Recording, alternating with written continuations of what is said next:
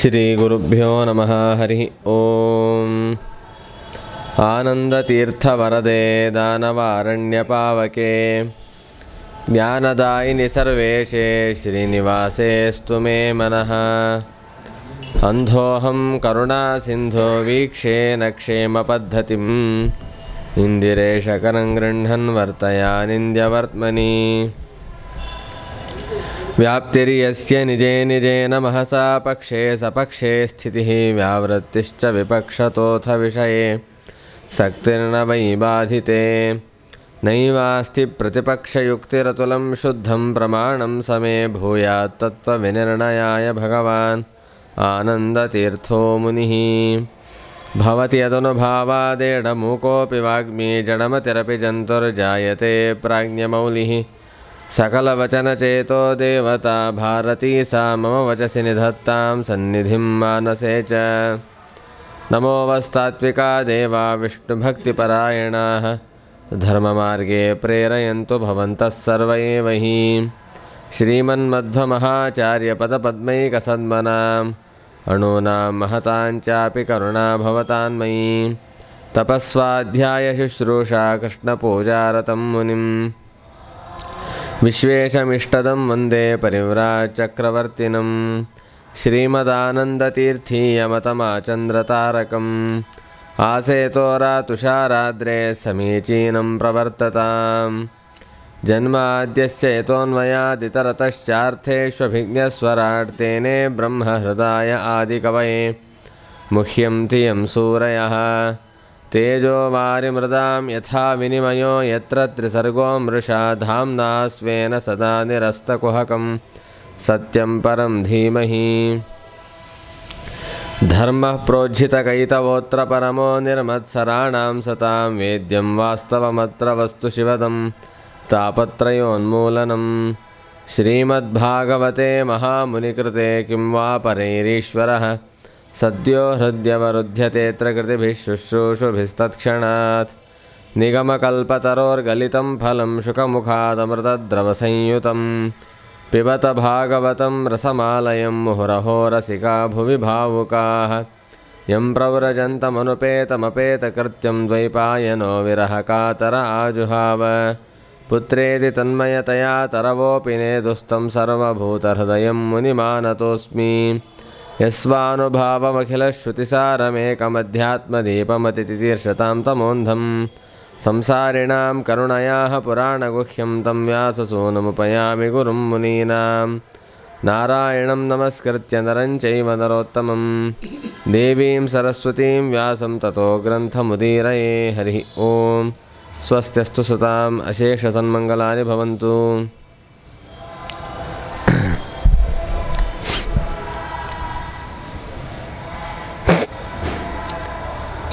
ಶ್ರೀಮದ್ಭಾಗವತದ ಪ್ರಥಮ ಸ್ಕಂದದ ಪ್ರವಚನ ಮಾಲಿಕೆಯಲ್ಲಿ ನಿನ್ನೆಯ ದಿನ ಸೂತಪುರಾಣಿಕರು ಶೌನಕಾದಿಗಳ ಪ್ರಶ್ನೆಯನ್ನು ಅದರ ಮಹತ್ವವನ್ನು ಪ್ರಶಂಸೆ ಮಾಡಿ ಪರಮಾತ್ಮನ ಅನುಗ್ರಹವನ್ನು ಸಂಪಾದನೆ ಮಾಡಲಿಕ್ಕೆ ಅವಶ್ಯವಾದ ಕರ್ತವ್ಯಗಳನ್ನು ತಿಳಿಸಿದ್ದಾರೆ. ಅಲ್ಲಿಗೆ ಪ್ರಥಮ ಸ್ಕಂದದ ದ್ವಿತೀಯಾಧ್ಯಾಯದ ಅಭಿಪ್ರಾಯವನ್ನು ನೋಡುವ ಪ್ರಯತ್ನವನ್ನು ಮಾಡಿದ್ದೇವೆ.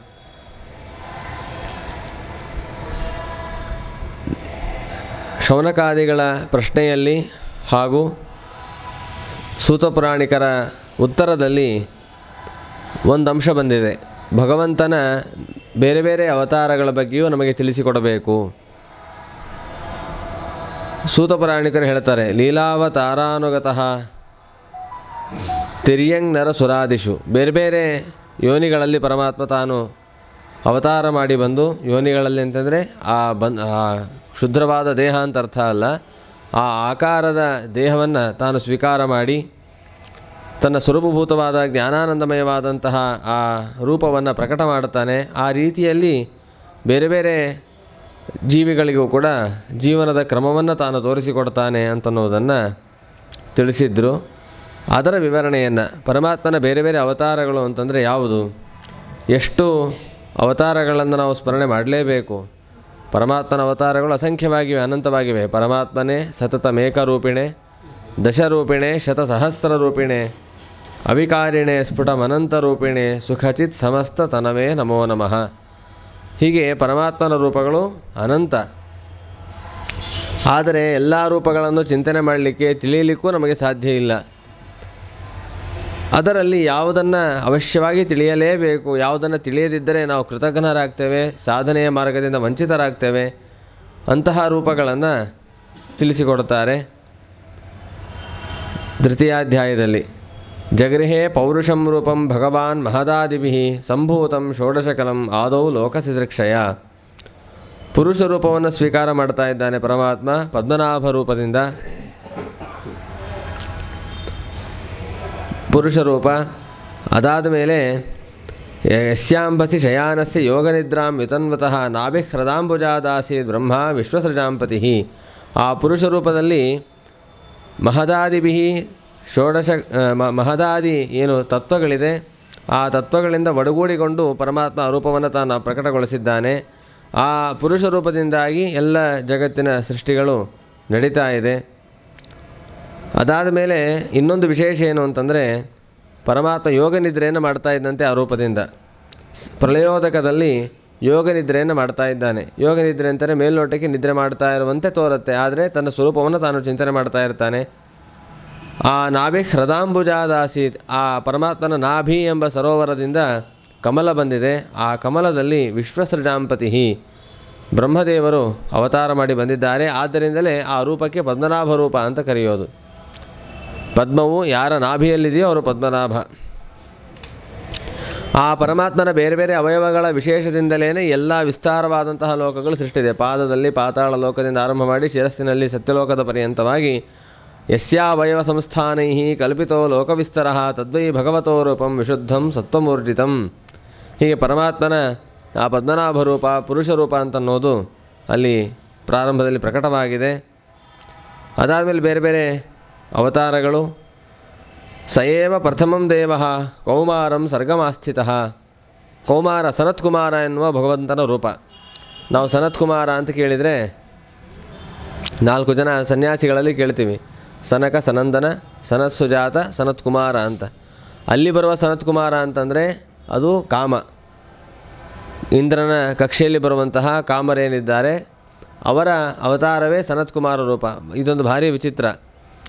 ಕಾಮ ಅಂತನ್ನೋದು ಇಚ್ಛೆಯ ಅಪೇಕ್ಷೆಗೆ ಪ್ರೇರಕವಾಗುವಂತಹ ರೂಪ, ಅದು ಗೃಹಸ್ಥ ರೂಪ. ಅದೇ ಕಾಮನ ಮತ್ತೊಂದು ರೂಪ ಸ್ಕಂದ. ಶಿವಪಾರ್ವತಿಯರ ಮಗನಾಗಿ ಹುಟ್ಟಿ ಬರ್ತಾನೆ. ಅವನು ಬ್ರಹ್ಮಚಾರಿಯಾಗಿದ್ದು ಬ್ರಹ್ಮಚರ್ಯಕ್ಕೆ ಅಭಿಮಾನಿಯಾದಂತಹ ರೂಪ ಅದು. ಅದೇ ಕಾಮನ ಮತ್ತೊಂದು ರೂಪ ಸನತ್ಕುಮಾರ, ಜನ್ಮತಃ ಸನ್ಯಾಸಿ.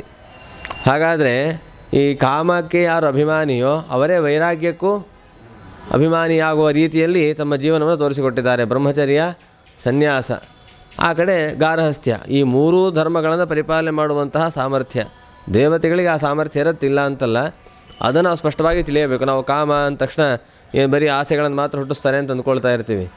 ಆಸೆ ಮಾತ್ರ ಹುಟ್ಟಿಸೋದಲ್ಲ, ಒಳ್ಳೆಯ ಆಸೆಯನ್ನು ಹುಟ್ಟಿಸ್ತಾನೆ. ಕೆಟ್ಟ ಆಸೆಗಳನ್ನು ಪರಿಹಾರ ಮಾಡುವ ಸಾಮರ್ಥ್ಯವೂ ಕೂಡ ಕಾಮದೇವರಿಗಿರುತ್ತೆ, ಅದನ್ನು ತಿಳಿಯಬೇಕು.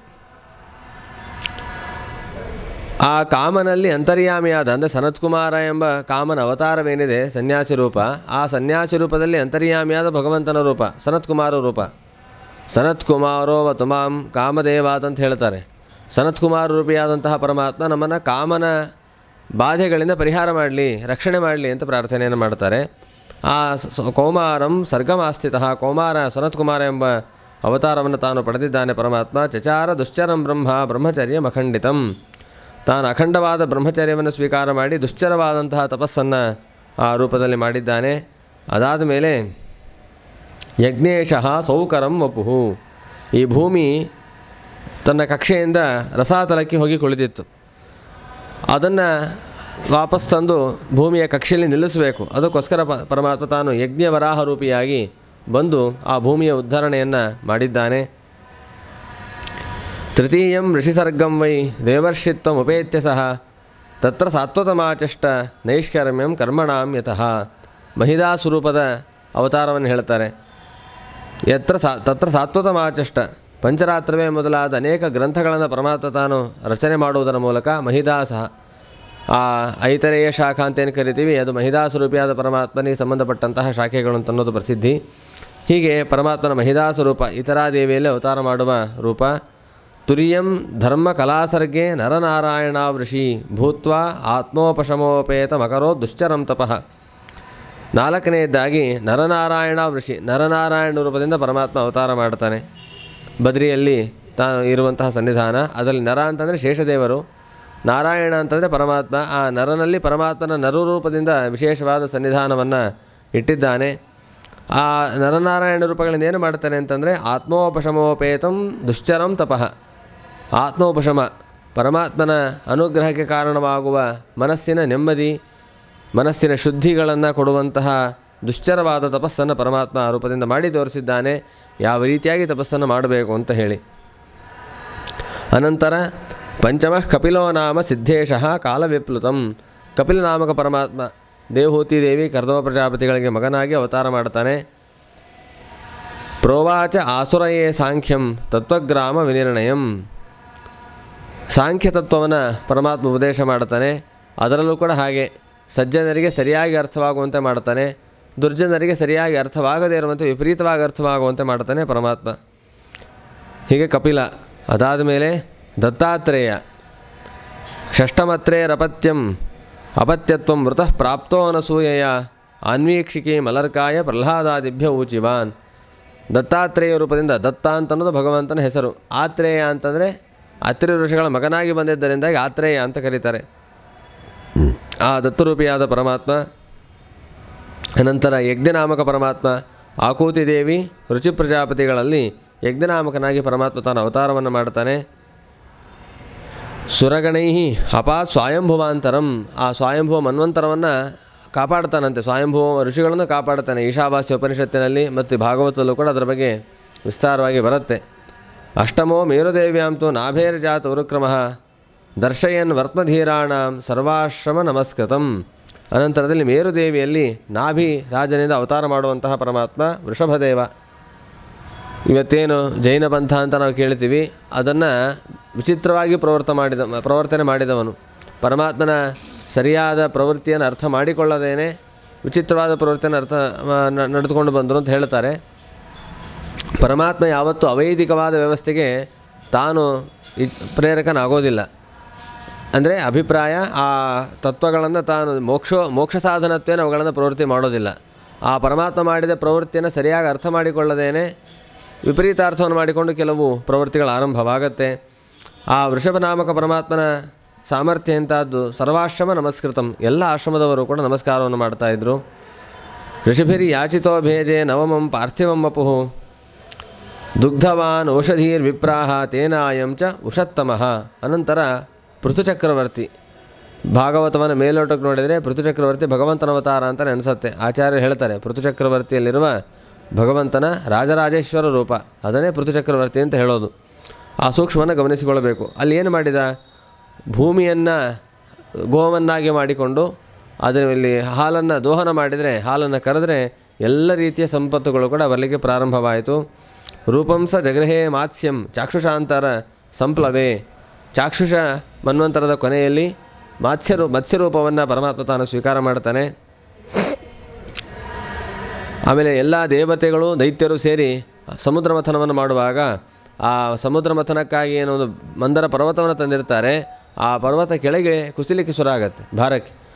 ಹಾಗಾಗಿ ಅದರ ರಕ್ಷಣೆಗಾಗಿ ಪರಮಾತ್ಮ ತಾನು ಕಮಠ ರೂಪೇಣ ಕೂರ್ಮ ರೂಪದಿಂದ ಬಂದು ಆ ಸಮುದ್ರ ಮಥನಕ್ಕೆ ರಕ್ಷಣೆಯನ್ನು ನೀಡಿ ಆ ಮಂದರ ಪರ್ವತವನ್ನು ಎತ್ತಿ ಹಿಡಿದಿದ್ದಾನೆ. ಅದಕ್ಕೋಸ್ಕರನೇ ಅನೇಕ ಸಂದರ್ಭದಲ್ಲಿ ಮಂದರಗಿರಿಧರ ಅಂಥೇಳಿ ಆ ಕುರುಮ ರೂಪವನ್ನು ಸ್ತೋತ್ರ ಮಾಡುವ ಕ್ರಮ ಇದೆ.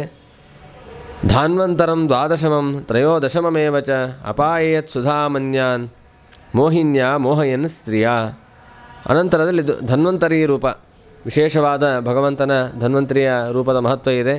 ಆಚಾರ್ಯರು ತಂತ್ರಸಾರ ಸಂಗ್ರಹದಲ್ಲಿ ಹೇಳುವಾಗ 4ನೇ ಅಧ್ಯಾಯದಲ್ಲಿ ಎಲ್ಲ ರೂಪಗಳ ಮಂತ್ರಗಳನ್ನು ಹೇಳ್ತಾ ಬರ್ತಾರೆ. ದೇವರ ರೂಪಗಳು, ದೇವರ ಮಂತ್ರಗಳಾದ ಮೇಲೆ ಮಹಾಲಕ್ಷ್ಮಿಯ ಮಂತ್ರಗಳು, ಅದಾದಮೇಲೆ ಮುಖ್ಯ ಪ್ರಾಣದೇವರ ಮಂತ್ರಗಳು, ಭಾರತಿ, ಸರಸ್ವತಿ, ಗರುಡಶೇಷ ರುದ್ರರು, ಪಾರ್ವತ್ಯಾದಿಗಳು, ಅನಂತರ ಹೀಗೆ ಎಲ್ಲ ದೇವತೆಗಳ ಮಂತ್ರಗಳನ್ನು ಹೇಳ್ತಾರೆ. ಎಲ್ಲ ಹೇಳಿ ಕೊನೆಯಲ್ಲಿ ಧನ್ವಂತರಿ ಮಂತ್ರವನ್ನು ಹೇಳ್ತಾರೆ. ವಾಸ್ತವಿಕವಾಗಿ ಧನ್ವಂತರಿ ಮಂತ್ರವನ್ನು ಮೊದಲೇ ಹೇಳಬೇಕಿತ್ತು. ದೇವರ ಮಂತ್ರಗಳನ್ನು ಹೇಳುವಾಗ ಕೊನೆಯಲ್ಲಿ ಹೇಳ್ತಾರೆ. ಯಾಕೆ ಅಂತಂದರೆ ಆಚಾರ್ಯರೇ ಕಾರಣ ಕೊಡ್ತಾರೆ. ಕೊನೆಯಲ್ಲಿ ಹೇಳೋದಕ್ಕೆ ಕಾರಣ ಅಂತಲ್ಲ, ಅದರಲ್ಲಿ ವೈಲಕ್ಷಣ್ಯ ತೋರಿಸ್ಬೇಕು. ಅತ್ರೋಕ್ತ ಸರ್ವಮಂತ್ರಾಣಾಂ ನಾಯಕೋಪಲ ಸನ್ನಿಭಃ. ಇಲ್ಲಿ ಏನೇನು ಮಂತ್ರಗಳನ್ನು ಹೇಳಿದ್ದೇವೆ ಎಲ್ಲ ಮಂತ್ರಗಳಿಗೂ ಕೂಡ ನಾಯಕ ಸ್ಥಾನದಲ್ಲಿರುವ ಮಂತ್ರ ಅದು ಧನ್ವಂತರಿ ಮಂತ್ರ ಅಂತ ಹೇಳ್ತಾರೆ. ಅಷ್ಟು ಮಹತ್ವ ಇದೆ. ಯಾಕೆ ಅಂತಂದರೆ ಆ ಧನ್ವಂತರಿ ಅಂತಂದರೆ ಏನೇನು ಮಾಡುತ್ತೆ ಧನ್ವಂತರಿ ಉಪಾಸನೆ ಫಲ ಅಂತಂದರೆ ಅಜ್ಞಾನ ದುಃಖ ಭಯರೋಗ ಮಹಾವಿಷಾನಿ ಯೋಗೋಯಮಾಶು ವಿನಿಹಂತಿ ಸುಖಂಚ ದದ್ಯಾತ್. ಅಜ್ಞಾನ, ಉನ್ಮಾದ, ರೋಗ, ಸಮಸ್ಯೆ ಏನೇನು ಎಲ್ಲ ಪರಿಹಾರ ಆಗಿಬಿಡುತ್ತೆ. ಆದ್ದರಿಂದ ವಿಶೇಷವಾದಂತಹ ರೂಪ ಭಗವಂತನ ಧನ್ವಂತರಿ ರೂಪ. ನಾವು ಮೈಸೂರಿನವರೆಲ್ಲ ತುಂಬ ಪುಣ್ಯ ಮಾಡಿದ್ದೀವಿ. ನಮಗಿಲ್ಲಿ ವರಾಹನೂ ಸಿಗ್ತಾನೆ, ಸ್ವಯಂ ವ್ಯಕ್ತ ವರಾಹನ ಸನ್ನಿಧಾನ, ಧನ್ವಂತರಿಯೂ ಕೂಡ ವಿಶೇಷವಾಗಿ ಸನ್ನಿಧಾನ ಇದೆ. ತುಂಬ ಜನ ನಮ್ಮ ಅನುಭವದಲ್ಲೂ ಬರ್ತಾ ಇದೆ. ಏನೋ ಸಣ್ಣ ಪುಟ್ಟ ರೋಗಗಳೊಂದಾಗ ಪ್ರಾರ್ಥನೆ ಮಾಡ್ಕೊಂಡು ಬಂದು 2 ದಿವಸ 3 ದಿವಸದಲ್ಲಿ ಕಡಿಮೆ ಆಗ್ತಾಯಿದೆ. ಹೀಗೆಲ್ಲ ಆ ಭಗವಂತನ ಸನ್ನಿಧಾನ ನಮ್ಮ ಊರಿನಲ್ಲಿರುವುದು ನಮಗೆ ಒಂಥರ ಸಂತೋಷದ ವಿಚಾರ ಇರಲಿ. ಆದ್ದರಿಂದ ಆ ಧನ್ವಂತರಿ ಅನಂತರದಲ್ಲಿ ಅದೇ ಸಂದರ್ಭದಲ್ಲಿ ಅವತಾರ ಮಾಡಿದ ಮತ್ತೊಂದು ರೂಪ ಮೋಹಿನಿ ರೂಪ. ಮೋಹಿನಿ ರೂಪದಿಂದ ಪರಮಾತ್ಮ ಆ ದೈತ್ಯರಿಗೆ ಮೋಹವನ್ನುಂಟು ಮಾಡಿ ಸಜ್ಜನರಿಗೆ ದೇವತೆಗಳಿಗೆ ಅಮೃತವನ್ನು ಕೊಟ್ಟಿದ್ದಾನೆ. ಅನಂತರ ನರಸಿಂಹನ ಬಗ್ಗೆ ಏನು ಹೇಳೋಷ್ಟೇ ಇಲ್ಲ, ಎಲ್ಲರಿಗೂ ಪ್ರಸಿದ್ಧವಾದಂತಹ ವಿಚಾರ. ಬಿಭ್ರ ದೈತ್ಯೇಂದ್ರ ಮೂರ್ಜಿತಂ. ಆ ದೈತ್ಯೇಂದ್ರನ ಸಂಹಾರ ಮಾಡಲಿಕ್ಕಾಗಿ ಅವತಾರ ಮಾಡಿ ಬಂದು ಬಾಲಕನಾದ ಪ್ರಹ್ಲಾದರಾಜರನ್ನು ರಕ್ಷಣೆ ಮಾಡಿದಂತಹ ಭಗವಂತನ ರೂಪ. ಪಂಚದಶಂ ವಾಮನಕಂ ಕೃತ್ವಾಗಾತ್ ಅಧ್ವರಂ ಬಲೇಹೇ. 15ನೆಯ ರೂಪ ಅದು ವಾಮನ ರೂಪ. ವಾಮನ ರೂಪ ಯಾಕೆ ಬಂತು? ಬಲಿಚಕ್ರವರ್ತಿಯ ಯಾಗವನ್ನು ಬಂದು ಬಲಿಚಕ್ರವರ್ತಿಯ ಒಂದು ಆಕ್ರಮಿತವಾದಂಥ ಸಂಪತ್ತನ್ನು ವಾಪಸ್ ಪಡೆದು ಅದನ್ನು ಇಂದ್ರದೇವರಿಗೆ ಮರಳಿ ಕೊಟ್ಟಿದ್ದಾನೆ. ಪದತ್ರಯಂ ಯಾಚಮಾನಃ ಪ್ರತ್ಯಾದಿತ್ಸು ತ್ರಿವಿಷ್ಟಪಂ. ನಾವೆಲ್ಲ ವಾಮನ ಜಯಂತಿ ಅಂತ ಮಾಡ್ತೀವಿ. ಸಾಮಾನ್ಯ ವಾಮನ ಜಯಂತಿ ಅಂತ ಬಂದಾಗ 2 ಏಕಾದಶಿ ಬರೋ ಸಾಧ್ಯತೆಗಳೇ ಜಾಸ್ತಿ. ಶ್ರವಣ ನಕ್ಷತ್ರ ಬಂದಿರುತ್ತೆ, ಸ್ವಲ್ಪ ಹೆಚ್ಚು ಕಡಿಮೆ ಆಯ್ತದೆ 2 ಉಪವಾಸ ಆಗಿಬಿಡುತ್ತೆ ಅದು. ಆದ್ದರಿಂದ ನಡೆಯುತ್ತೆ, ತೊಂದರೆ ಇಲ್ಲ. ಆವತ್ತು ಏನಾಗುತ್ತೋ ವಾಮನ ಜಯಂತಿ ಅಂತೀವಿ, ಊಟ ಮಾಡ್ತೀವಿ ದ್ವಾದಶಿ ಆಗಿತ್ತು ಅಂತ ಹೇಳಿದರೆ. ಆದರೆ ವಸ್ತುಸ್ಥಿತಿಯಲ್ಲಿ ಆವತ್ತೂ ಕೂಡ ವಿಶೇಷವಾಗಿ ಅರ್ಘ್ಯ ಪ್ರದಾನ ಎಲ್ಲ ಮಾಡಲಿಕ್ಕಿದೆ. ಕೃಷ್ಣಾಷ್ಟಮಿಯಲ್ಲಿ ನಾವು ಹೇಗೆ ಅರ್ಘ್ಯಪಾದ್ಯಾದಿಗಳನ್ನು ಕೊಡ್ತೇವೆ, ಹಾಗೆ ವಾಮನ ಜಯಂತಿ ದಿವಸದಲ್ಲೂ ಕೂಡ ಬೆಳಿಗ್ಗೆ ಹೊತ್ತಿನಲ್ಲಿ ಪರಮಾತ್ಮನಿಗೆ, ವಾಮನ ರೂಪಿ ಪರಮಾತ್ಮನಿಗೆ ಅರ್ಘ್ಯವನ್ನು ಸಮರ್ಪಣೆ ಮಾಡಿ ವಿಶೇಷವಾದ ದಧ್ಯನ್ನ ನೈವೇದ್ಯ ಇತ್ಯಾದಿಗಳನ್ನು ಮಾಡಬೇಕು.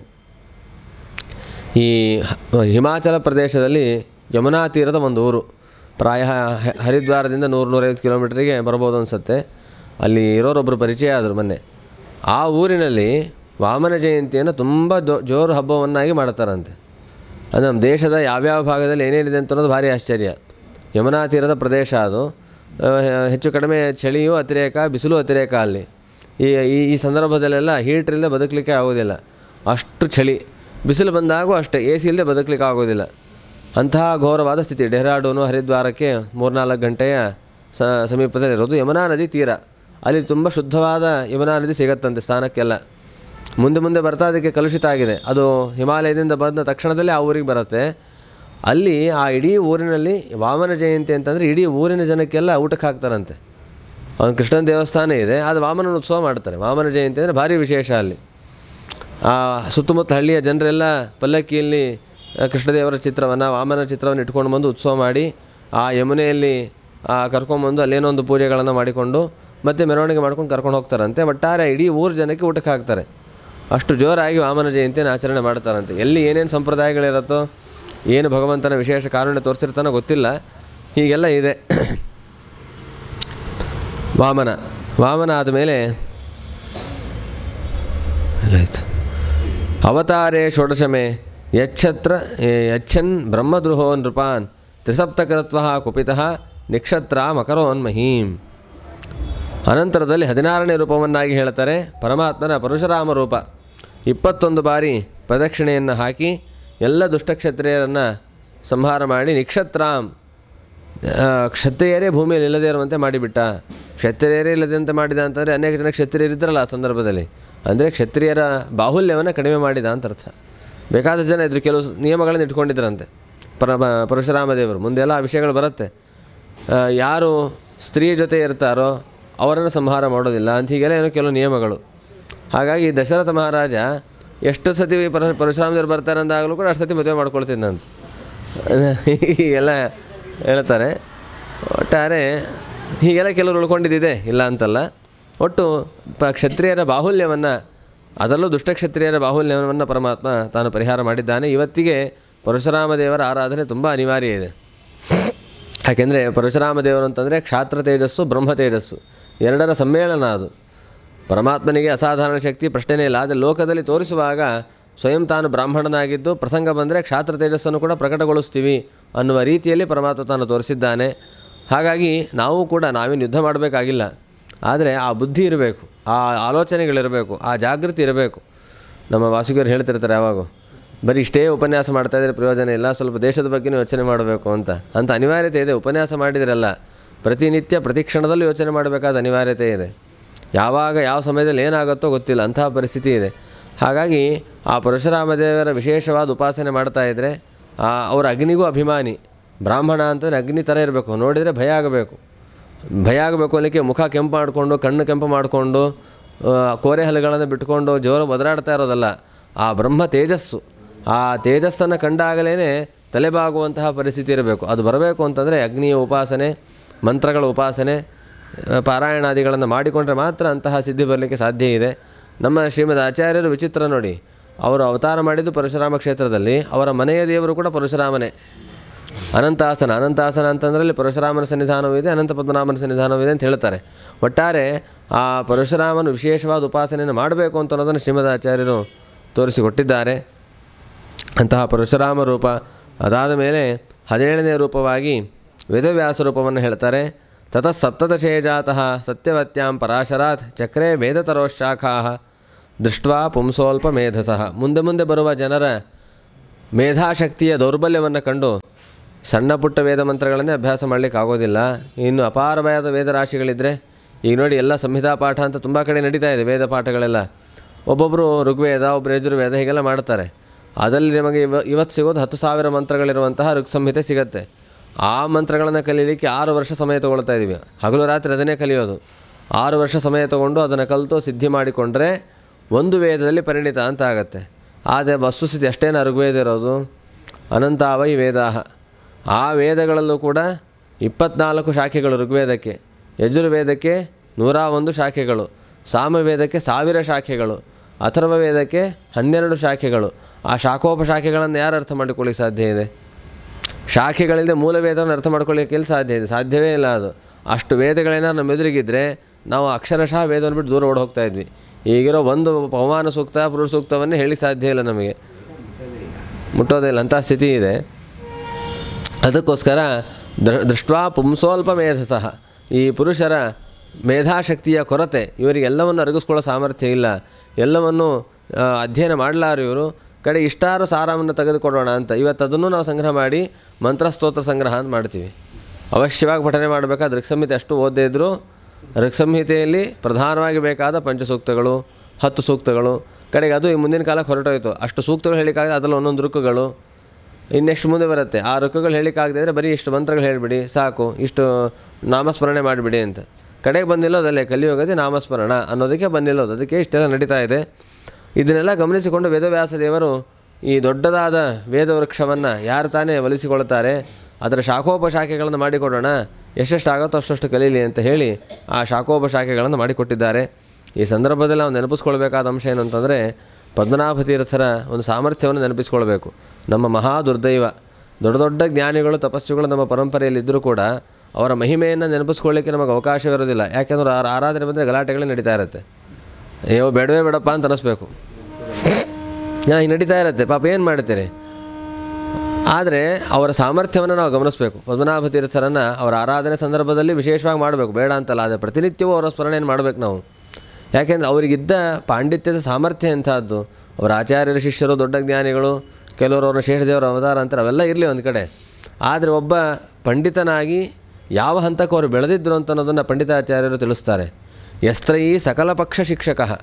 ಇವತ್ತಿನ ಕಾಲದಲ್ಲಿ ವೇದವ್ಯಾಸ ದೇವರು ವೇದ ವಿಭಾಗ ಮಾಡಿದಾಗ ಎಷ್ಟು ಇತ್ತು ಶಾಖೆಗಳು, ಅಷ್ಟು ಇವತ್ತೇನು ಸಿಗ್ತಾ ಇಲ್ಲ ನಮಗೆ, ಎಲ್ಲ ಲೋಪ ಆಗಿದೆ. ಆದರೆ ಇವತ್ತಿಗೇನು ಉಳಿತಾ ಇದೆ, ಇದಕ್ಕಿಂತ ಜಾಸ್ತಿ ಹಿಂದಿನ ಕಾಲದಲ್ಲಿತ್ತು.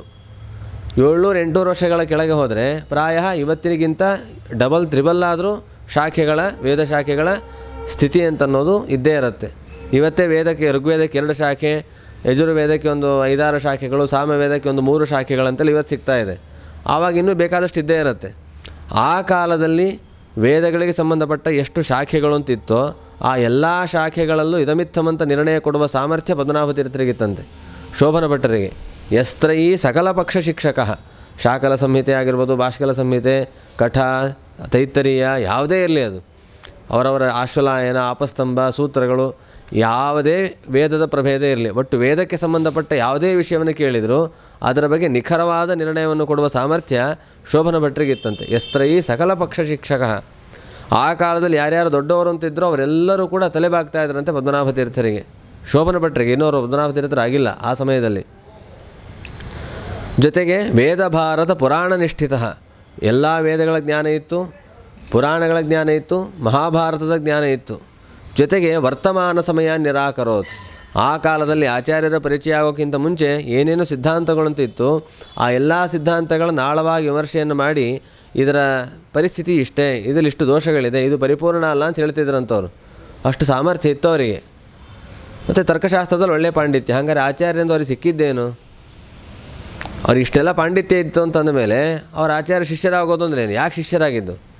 ಅಲ್ಲೊಂದು ವಿಶೇಷ ಅಂಶವನ್ನು ನಮ್ಮ ಚೈತನ್ಯ ಪಂಥದ ಜೀವಗೋಸ್ವಾಮಿಗಳು ಅಂತ ಇದ್ದಾರೆ, ಅವರು ತಮ್ಮ ಗ್ರಂಥದಲ್ಲಿ ಬರೆದಿಟ್ಟಿದ್ದಾರೆ. ಏನು ಅಂತಂದರೆ, ಆಚಾರ್ಯ ನಮ್ಮ ವ್ಯಾಸತೀರ್ಥರ ಜೈತೀರ್ಥ ವಿಜಯದಲ್ಲಿ ಈ ಮಾತು ಸೂಕ್ಷ್ಮವಾಗಿ ಬಂದಿದೆ. ಅಲ್ಲಿ ಏನು ಹೇಳ್ತಾರೆ ಅಂತಂದರೆ, ಅವರಿಗೆ 14 ಶಾಸ್ತ್ರಗಳಲ್ಲಿ ಒಳ್ಳೆಯ ಪಾಂಡಿತ್ಯ ಇತ್ತಂತೆ. ಈಗ ಸ್ತ್ರೀ ಸಕಲ ಪಕ್ಷ ಶಿಕ್ಷಕ ಅಂತ ಕೇಳಿದಂತೆ ವೇದಗಳ ಎಲ್ಲ ಶಾಖೆ, 4 ವೇದಗಳು, 4 ವೇದಗಳ ಶಾಖೋಪಶಾಖೆಗಳು ಎಲ್ಲದರಲ್ಲೂ ಪಾಂಡಿತ್ಯ ಇತ್ತು. 4 ವೇದಗಳು ಜೊತೆಗೆ ವೇದದ 6 ಅಂಗ, ಷಡಂಗ 10 ಆಯಿತು, 4 6 10. ಅದಾದಮೇಲೆ ಮೀಮಾಂಸ, ತರ್ಕ, ಮತ್ತು ಪೂರ್ವಮೀಮಾಂಸ, ಉತ್ತರ ಮೀಮಾಂಸ, ಆಯುರ್ವೇದ ಇತ್ಯಾದಿ ಒಟ್ಟು 14 ಶಾಸ್ತ್ರಗಳನ್ನು ಹೇಳ್ತಾರೆ. ಆ 14 ಶಾಸ್ತ್ರಗಳಲ್ಲಿ ಪಾಂಡಿತ್ಯ ಇತ್ತಂಥವರಿಗೆ. ಅವರು ಯಾವ ಆಸ್ಥಾನದಲ್ಲಿ, ಗೋದಾವರಿ ತೀರದ ಒಂದು ರಾಜನ ಆಸ್ಥಾನದಲ್ಲಿ ವಿದ್ವಾಂಸರವರು. ಆ ರಾಜ ಅವರಿಗೆ ಅವರ ಪಾಂಡಿತ್ಯಕ್ಕೆ ಮೆಚ್ಚಿ 14 ಸಿಂಹಾಸನಗಳನ್ನು ಕೊಟ್ಟಿದ್ದಂತೆ.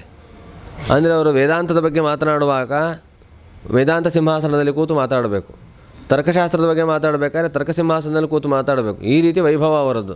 ಈಗ 14 ಸಿಂಹಾಸನಗಳಿತ್ತಂಥವ್ರ ಹತ್ರ. ತಾತ್ಪರ್ಯ ಅಷ್ಟು ಪಾಂಡಿತ್ಯ ಇತ್ತು ಅವರಿಗೆ ಅಂತ. ಆಚಾರ್ಯರು ಯಾವಾಗ ಗೋದಾವರಿ ತೀರಕ್ಕೆ ಬರ್ತಾರೆ, ಭಾಷ್ಯವನ್ನು ರಚನೆ ಮಾಡಿಕೊಂಡು ಗೋದಾವರಿ ತೀರಕ್ಕೆ ಬರ್ತಾರೆ. ಬಂದಾಗ ಅಲ್ಲಿ ದೊಡ್ಡ ಸಭೆಯಲ್ಲಿ ಎಲ್ಲ ಚರ್ಚೆಗಳು ನಡೀತಾ ಇದೆ. ಶೋಭನ ಭಟ್ಟರಿಗೂ ಆಚಾರ್ಯರಿಗೂ ಚರ್ಚೆ ಪ್ರಾರಂಭ ಆಗುತ್ತೆ. ನಮಗೆ ತ್ರಿವಿಕ್ರಮ ಪಂಡಿತಾಚಾರ್ಯರು ಆಚಾರ್ಯ ಚರಿತ್ರೆ ಚರ್ಚೆ ಮಾತ್ರ ಗೊತ್ತು, ಇದು ಗೊತ್ತೇ ಇಲ್ಲ ನಮಗೆ. ಅವರು ಅದನ್ನು ಹೇಳ್ತಾರೆ, ಶೋಭನ ಭಟ್ಟರಿಗೂ ಆಚಾರ್ಯರಿಗೂ ಚರ್ಚೆ ನಡೀತು. ಎಷ್ಟು ದಿವಸ ಚರ್ಚೆ ನಡೀತು? 14 ದಿನ ಚರ್ಚೆ ನಡೆದಿದೆ. 14 ದಿನ ಹೇಗೆ ಅಂತಂದರೆ, ಒಂದೊಂದು ದಿವಸ ಒಂದೊಂದು ಶಾಸ್ತ್ರದಲ್ಲಿ ಚರ್ಚೆ. ಇವತ್ತು ಋಗ್ವೇದ, ನಾಳೆ ಯಜುರ್ವೇದ, ನಾಡಿದ್ದು ಸಾಮವೇದ. ನಮಗೆ ಅದರಲ್ಲಿ ಚರ್ಚೆ ಮಾಡೋದೇನಿದೆ ಅಂತಲೇ ಪ್ರಶ್ನೆ ಬರುತ್ತೆ. ಚರ್ಚೆ ಮಾಡೋದೇನಿದೆ? ಅಗ್ನಿಮಿ ಇಳೆ ಪುರೋಹಿತ ಹೇಳಿದ್ರೆ ಸಾಕಲ್ಲ, ಚರ್ಚೆ ಏನದರಲ್ಲಿ ಅಂತ. ತಿಳಿದವ್ರಿಗೆ ಮಾತ್ರ ತಾನೇ ಪ್ರಶ್ನೆ ಬರೋದು, ತಿಳಿದವ್ರಿಗೆ ಏನು ಬರುತ್ತೆ? ಏನೂ ಗೊತ್ತಾಗೋದಿಲ್ಲ. ಹಾಗೆ ಒಂದೊಂದು ವೇದಗಳು, ಅದಾದಮೇಲೆ ವೇದಾಂಗ 6 ಎಲ್ಲ ಆಗಿ ಕೊನೆಯಲ್ಲಿ ಬ್ರಹ್ಮಮೀಮಾಂಸ, ಉತ್ತರ ಮೀಮಾಂಸದ ಬಗ್ಗೆ, ಸೂತ್ರದ ಬಗ್ಗೆ ಚರ್ಚೆ. ಆ ಒಂದೊಂದು ದಿವಸ ಅದರ ಬಗ್ಗೆ ಚರ್ಚೆ ನಡೆದಾಗಲೂ ಅವರು ಆಚಾರ್ಯರ ಮುಂದೆ ಶರಣಾಗತರಾಗ್ತಾಯಿದ್ರು. ಈ ಪ್ರಶ್ನೆಗಳಿಗೆಲ್ಲ ಉತ್ತರ ಬಂತು ಅಂತ ಹೇಳಿ. ಅವರ ಆಚಾರ್ಯರು ಸೋಲಿಸಬೇಕು ಅಂತ ಕೂತವರಲ್ಲ. ಇಷ್ಟೆಲ್ಲ ನಿರ್ಣಯ ಮಾಡಿಕೊಡುವ ಸಾಮರ್ಥ್ಯ ಇದ್ದರೂ ಕೂಡ ಅವರಿಗೂ ಕೆಲವು ಸಮಸ್ಯೆಗಳು ಬರ್ತಾಯಿತ್ತು. ಏನು ಅಂತಂದರೆ, ವೇದಗಳು ಅರ್ಥ ಆಗ್ತಾ ಇದೆ, ವೇದಾಂಗಗಳು ವೇದಕ್ಕೆ ಹೊಂದಿಕೊಂಡಂತೆ ಬರ್ತಾಯಿದೆ, ಸಮಸ್ಯೆ ಇಲ್ಲ. ಈ ಕಡೆ ಪೂರ್ವಮೀಮಾಂಸ ಇದೆ, ಉತ್ತರ ಮೀಮಾಂಸ ಇದೆ. ಸಮಸ್ಯೆ ಏನು ಅಂತಂದರೆ, ವೇದಗಳು, ಮಹಾಭಾರತ ಪುರಾಣಾದಿಗಳು, ಪೂರ್ವಮೀಮಾಂಸ, ಉತ್ತರ ಮೀಮಾಂಸ ಈ 4ಕ್ಕೂ ಹೊಂದಾಣಿಕೆ ಬರಬೇಕು. ವೇದ ಒಂದೇನು ಹೇಳ್ತಾ ಇದೆ, ಪೂರ್ವಮೀಮಾಂಸ ಇನ್ನೊಂದೇನು ಹೇಳ್ತಾ ಇದೆ, ಮಹಾಭಾರತಾದಿಗಳೇನು ಹೇಳ್ತಾ ಇದೆ, ಉತ್ತರ ಮೀಮಾಂಸ ಇನ್ನೊಂದೇನು ಹೇಳ್ತಾ ಇದೆ. ಈ ಥರ ಆದರೆ ಅದು ಒಂದು ಕಾರಿನ ಒಂದು ವಾಹನದ 4 ಚಕ್ರ 4 ಕಡೆ ತಿರುಗಿದ್ರೆ ಏನಾಗಬೇಕು ಪರಿಸ್ಥಿತಿ? ಗಾಡಿ ಮುಂದೆ ಹೋಗೋದೇ ಇಲ್ಲ. ಹಾಗಾದರೆ ಅಧ್ಯಾತ್ಮದಲ್ಲಿ ನಾವು ನಿಶ್ಚಯ ಮಾಡಿಕೊಳ್ಬೇಕು ಅಂತಂದರೆ ಈ 4 ಸರಿಯಾಗಿ ಸಾಗಬೇಕು. ಅದರಲ್ಲಿ ಮುಖ್ಯವಾಗಿ ಉತ್ತರ ಮೀಮಾಂಸಾ ಬ್ರಹ್ಮಸೂತ್ರಗಳ ನಿರ್ಣಯಕ್ಕೆ ಅನುಗುಣವಾಗಿ